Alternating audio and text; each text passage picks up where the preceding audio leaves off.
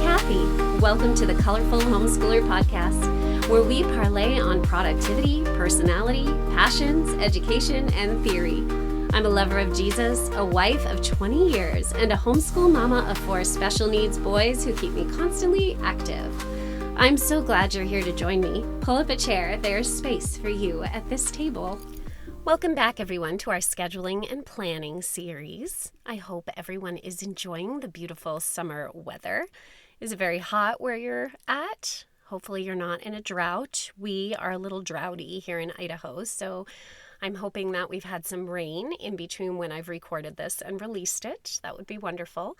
But we've been enjoying some cooler mornings, so my morning runs have not been horrible. By the middle of July, it usually gets to be like 70 or 80 in my morning runs, and that's very hot for me. I am not a hot weather runner. I don't know how people do it who live in the desert or do some of those ultras where they're running like 100 miles through the desert. Yeah, I don't know about that. I run in freezing cold weather. I've run all the way down to a little bit below zero. I can do that. I just don't know about hot weather running. It's really, really hard for me. Lots of water and maybe some walk breaks. Yeah, it's just too hot. But right now it's still cool and beautiful. So I hope you're finding some way to include some physical fitness in your summertime. Also on Instagram, please come follow me. I'm actually doing a clean skin and hair care series right now where I'm investigating different products and reviewing them, talking about real results, how my skin and my hair are actually responding to them. And I'm using some coral safe chemical-free sunscreens and letting you know how they're working for me, how the sensory feeling is for my autistic kiddos. So I'm hopeful that that would be helpful to you. Come follow me on Instagram at Colorful Homeschooler. And here we go on our weekly scheduling options. So I need you to see scheduling, the ones I'm going to talk about, the options, as a continuum. If you see scheduling as a continuum, think of it as no structure. Each decision is greeted fresh each day. Kind of see it as that fly by the seat of your pants type of scheduling, which would not be so much scheduling at all the way to rigid structure, which has no room for change. There's no flexibility. It's stressful every day. And then there's every type of scheduling in between. And you have to greet this continuum with recognition for yourself, recognition for your child, and recognition for your desires of what to get done over the year as a whole. Give grace, but also be realistic. I think that's how I want to put it for you. So let's look through some of the different options that you have in your weekly scheduling as a homeschool parent. So Charlotte Mason, in her book Home Education on page 242, says, "Let us look in at a homeschool room managed on sound principles. In the first place, there is a timetable written out fairly so that the child knows what he has to do and how long each lesson is to last. This idea of definite work to be finished in a given time is valuable to the child, not only as training him in habits of order, but in diligence. He learns that one time is not as good as another, that there is no right time left for what is not done in its own time, and this knowledge alone does a great deal to secure the child's attention to his work." So what is this saying? That there should be sound principles that the homeschool room is governed on. It can't totally be fly by the seat of your pants in Charlotte Mason's perspective. Now, we'll go into some scheduling options that are, but this is just one idea and why it is held. So Charlotte Mason mentions there's a timetable, that it's written. And in my yearly scheduling options, I talked about how a timetable, the schedule for the child, should be posted for all to see. I have mine posted every year, and in the beginning of the year, my children will look at it quite a bit. And each subject for each day is listed out. I do have times next to it, and we'll go into that. And how long the lesson is, and whether or not it's a group lesson or an individual seat work option. That's helpful for my boys to know because then they don't feel I'm randomly assigning different things to them just because I want to. Okay, so there's a timetable. It's written out. It's posted for all to see so that the child knows what he has to do and how long each lesson lasts. And then Charlotte Mason talks about why she feels this has to be. Because they learn that getting something done in that time frame is the time they have for it. They don't get to make up lessons at the end of the day that they didn't get to finish. They don't get to pick another time for something that should have been done at one time. This helps with the habit of attention, the habit of order, and the habit of true focus, learning focus. So those were her ideas of why to have a timetable. So let's go over some different types of homeschool timetables. They follow somewhat on the continuum. The first one probably has the most structure, although I don't ever recommend rigid structure without room for flexibility.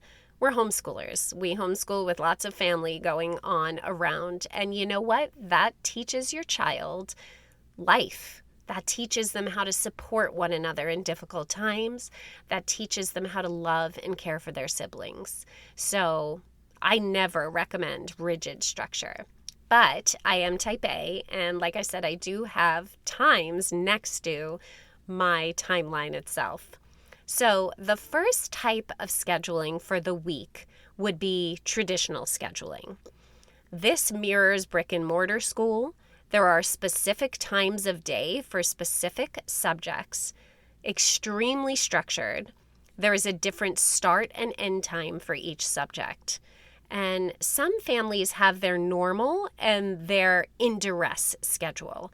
Because this is the most rigid one, they would have their normal perfect school day.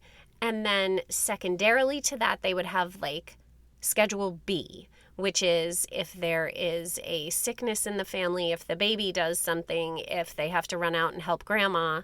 For all of those things, they would follow their type B schedule, which is perhaps a little looser, a little less to get done throughout the week.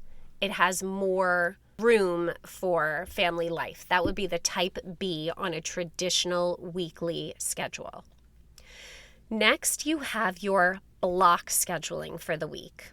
And this plots out blocks of time for each subject with no specific start and end time. So you know the lesson has to be 25 minutes long, but you don't put it in at 9:15 a.m. and expect that it will always be completed at 9:15 a.m. So I start the year with a pretty traditional schedule. I have time blocks next to it, but they last for a specific amount of time. Within about 2 months, the time blocks are totally forgotten about, and we have gotten kind of a flow where we're getting things done within a specific period of time, say 20 minutes for this, 15 minutes for this, etc. But they may or may not fall at the exact time that I scheduled them in at the beginning of the year. So that's the way I handle it so that I have structure. I know I'm getting everything in. We're going to be done with the school day early, but it keeps us on task. And then eventually, once we get into the flow and we've worked everything out, those times go away by the side. And it's just, okay, this lesson lasts 25 minutes. The block scheduling has just goals of what to get done. Now, these goals can be specific or general.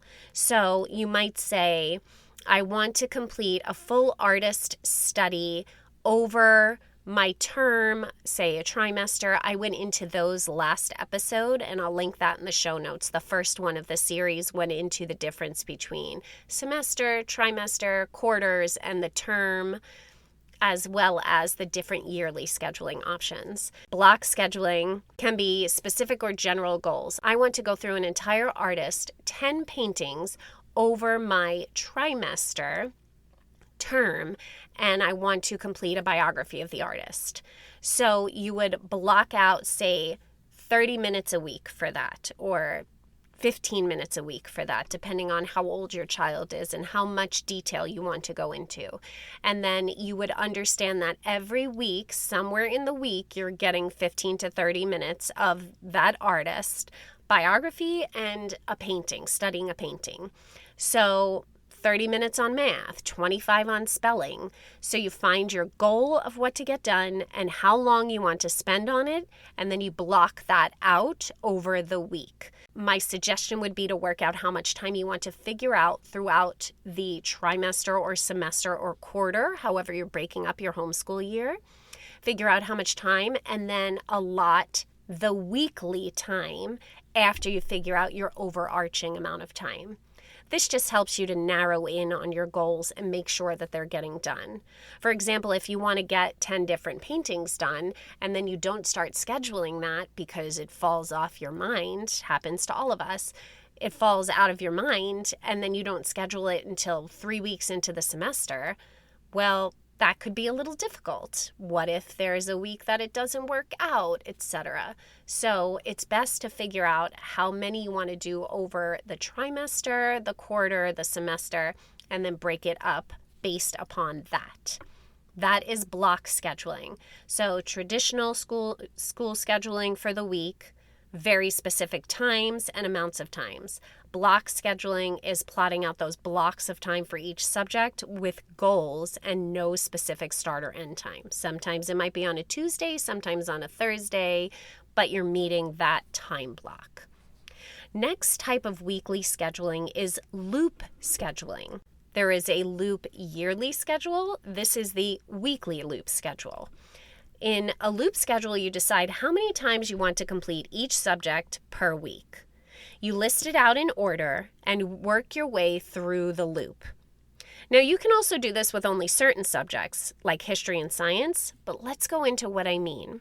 So, for example, I want to do math 5 times a week, language arts 4, science lab 3, history 3, writing 2, art 2, craft 1. Okay, now I have math 5 times. So I would list math first, then I have language arts 4, so then I would say language arts, but I'm only putting one down at a time. So math, language arts, science, history, writing, art, craft. Then I'm going to list math again. So math, language arts, science, history, writing, art. Craft was already done because you have your one part. And then so on and so forth. And you're going to continue looping through that. Math, you just put in on every day. But then language arts and science are not as often. History is not as often. So you'll loop through those so that you get your amount done at the end of the week. But you aren't stressed or held to a specific time that you have to get those done. You're looping through. Now, if you only want to do certain subjects, you may do, say, history and science, and you want to do those each 3 times a week. Well, that means one day you're going to be doing both of those in the day, but every other day you're only going to be doing perhaps one of those. If you list them out and loop through them, say your schedule is most open on Tuesday, so you're going to get history and science done on Tuesday. But Monday, Wednesday, Thursday, Friday, you will only be doing one of those. This worked for us in our early years. We would do this probably by my 3rd year of homeschooling. I was doing a loop schedule for history, science, and then my electives, art, music, handicraft, and science lab. So we would loop those electives and we would loop history and science. So there was only one day a week where I was doing both history and science. The rest of the week I was doing only one of them. And we made it through our entire curriculum each year in the way I wanted to. I don't go through a curriculum. I use it as the skeleton, and I build onto it using living books and doing experiments or hands-on learning because my boys need a lot of that. So that's the way a loop schedule works. Hopefully I explained it in a way that you understand. It's easy to show, harder to verbally explain, but I tried to do it in a way that came through. Please leave me an email if you would like me to send you a picture of it. Next type of weekly scheduling is the checklist scheduling. Now, this is good when your kids are older. This gives them more autonomy. You give them a checklist each day that they can complete in any order they want to. This can be hand in hand with block scheduling on the wall for together time and family style learning, and then for their independent learning, they get the checklist, and they can do it in any order. Now, I've used this in high school for my oldest who just graduated. He would have a checklist every day that he would have to get completed. And often he would like to do his computer work first for some of his computer coding classes and different computer science, engineering. He wanted to do all of that first. And then he would do his deeper literature, his composition later on in the day. That's the way he liked to do it. So that gave him the autonomy to be able to decide what order he does it in. So that's checklist weekly planning. So you are still coming up with all of the assignments, but then you're creating a checklist for them, or later on, they can create their own checklist if they know which book to go to find the different options that they have to do that week. So that is traditional, block, loop, and checklist scheduling. Our final two are more relaxed and leave a lot more room for spontaneity. So the first one is relaxed weekly planning. This, you'll have just a list of subjects in the morning and the afternoon, and it's just a general idea. It is the lowest structured form of weekly planning. So, for example, you might write in your planner every day, morning is independent work, and you write a list of things that you teach each child one-on-one. You run through the list at your own pace, and then maybe you might write afternoon group work, and you choose each day what it's going to be. Maybe history group work is one day, or you might say history and science lab in the afternoon. There's no time amount assigned to it. It's just, oh, hey, I want to do some labs. We look through a book and we pick them out that day. Or maybe you do plan ahead a little bit so that you have the supplies, but you're not sure which day you're going to wind up doing the science lab on, because every day you have scheduled group work in the afternoon, independent work in the morning, and maybe just a list of the independent subjects that they cover. So it's any order that you want, and it's all based upon just working your way in whatever time frame it looks like through the list of loosely generalized subject headings. Does that make sense? Finally, there's unschooling. So unschooling is a completely child-led form of schooling. There is no set curriculum. It's based on everyday experience, activities, and exploration. A lot of real life situations that they go into, and that should bring about deeper reflective study. It's play-based. They're allowed to pursue their interests down whatever rabbit hole they want to go down. This is not unit study learning. It's not where the child likes dinosaurs, so you count the number of spiny protrusions on a dinosaur and you multiply it by how many dinosaurs are in the pack. And then you also read about a dinosaur and you write a story about a dinosaur. So you're not connecting each subject to a specific love or interest of the child. That's unit study learning. This is completely child-led, where it's like math comes about because they wind up going into a chemistry lab and they want to deep dive into how to balance equations. Perhaps they are in love with dinosaurs, so you go to museums and they decide, you know what, I'm going to write a proposal as if I was applying for a grant to research as an archaeologist in Utah for dinosaur bones. And here's my idea of where the dig would be. And then perhaps they set it all up and they go through all the planning, and then maybe they get to go on that trip, or maybe they don't, but it's all about the planning. That's their deep dive. They really get into that. But it's, like I said, totally child-led. When they're younger, very play-based. They're allowed to pursue their interests and deep dive into what they're passionate about. So it really teaches them to follow their passions, but there is no structure. So accept the structure that they make for themselves. So your child should be a pretty independent learner. The unschooling community postulates that each child is wired to learn, so that no matter which child it is, they will eventually begin learning. With my neurodivergent children, this never really worked for us. So I don't have experience with unschooling. I think it is an incredible idea, but I haven't seen anybody do it. So if you are an unschooler, please send me an email. I would love to have you as a guest on the podcast so we can chat about that, because I find it to be a fascinating idea, just not something I have any experience with. So unschooling is the least structured, except for the structure they provide themselves. And that is my final one on the continuum. So most rigid is a traditional schooling idea with times and amounts of times and exact lesson plans, all the way to the least rigid and most flexible, fly by the seat of your pants would be unschooling. So traditional to unschooling and everything in between. And I use a mixture of many of them, as I'm sure you will wind up doing after you're comfortable with homeschooling. So if this was a Homeschooling 101, please write me anything, any questions that you would like answered in podcasts coming up. I've been homeschooling for 10 years and I just graduated my first, which is crazy. So I've been homeschooling since he was in 3rd grade. Thank you so much for listening.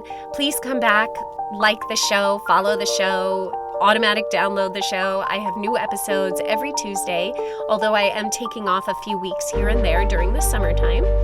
And follow me on Instagram. I'd love to hear anything that you want to hear from me. And remember, I believe in you.